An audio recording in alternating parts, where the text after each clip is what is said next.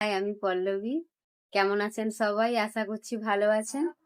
আজকে যাচ্ছি আমি বাজারে, মেদিনীপুরে, কারণ কালকে বিপত্তারিণী পুজো আছে।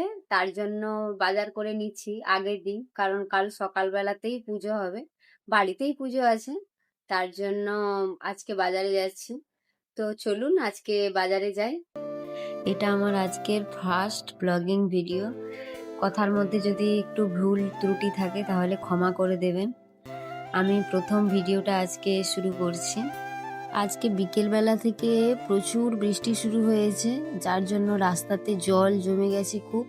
পুজোর বাজারের সঙ্গে সঙ্গে আমাদের অনেক কিছু জিনিসও কেনার ছিল। যা বৃষ্টি শুরু হয়েছে কি বলবো, তার মধ্যেও বাজার করছি। এখনো ফল কেনাটা বাকি আছে।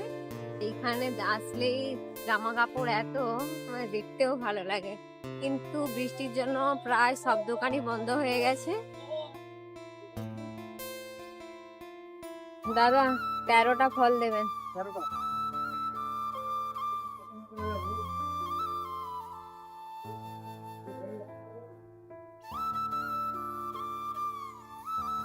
বৃষ্টির মধ্যে কি করতে এসছো গো? 13টা ফল দিতে এসেছি আমরা বিপত্তারিণী পূজাতে। আমরাও আনতে এসেছি। চলুন, ফল কেনাটাও হয়ে গেছে, এবার বিপত্তারিণী ধাগা নেব। ও দাদার সঙ্গে যে রাস্তাতে দেখা হয়েছিল, উনি বললেন যে ওদের জন্য বিপত্তারিণী ধাগা নিতে। আমরা বললাম যে ঠিক আছে, নিয়ে নেব।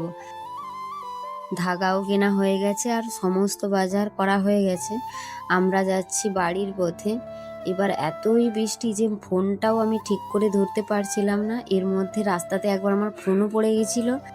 যাই হোক, বাড়ি যাওয়ার পথে আমাদের জগন্নাথ দেবের রথযাত্রার মেলাও বসে। জগন্নাথ দেব যেহেতু মাসি বাড়িতে আছেন, তার জন্য আমি একবার দর্শন করে নিলাম। আমি একবারও রথের মেলাতে আসিনি, তাই জন্য আমি এখানে যাওয়ার পথে ভগবানকে আমি দর্শন করে নিলাম। আর আজকে জগন্নাথ দেবের বেশ ছিল, রাজ বেশ ছিল। পুজো শুরু হয়ে গেছে আর আমাদের বাড়িতেই পুজো হচ্ছে। আপনাদের দাদাই পুজোটা করছেন। আর এখানে সিংহাসনটা ফাঁকা লাগছে, কারণ আমাদের জগন্নাথ দেব মাসির বাড়িতে আছেন, যার জন্য সিংহাসনটা আজকে ফাঁকাই দেখাচ্ছে। আগে আমরা মন্দিরে গিয়ে বিপত্তারিণী পুজো দিয়ে আসতাম, এইবারে আর সেটা হলো না। দেব মহেশ্বর গুরুদেব পরম ব্রহ্ম তস্मै শ্রী গুরবে নমো। অখণ্ড মণ্ডলাকারং ব্যক্তং যেন চরাচর গৎপদা। কারণ আপনাদের দাদার কাজ ছিল, ওর মিটিং ছিল, যার জন্য আমরা বাড়িতেই করে নিলাম। মন্দিরে আর নিয়ে যাওয়ার লোক ছিল না, সেই জন্য আমরা বাড়িতেই পুজোটা করছি।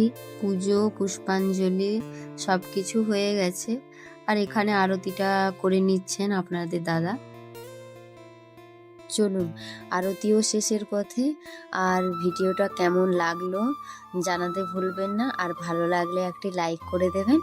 সবাই ভালো থাকবেন। টাটা।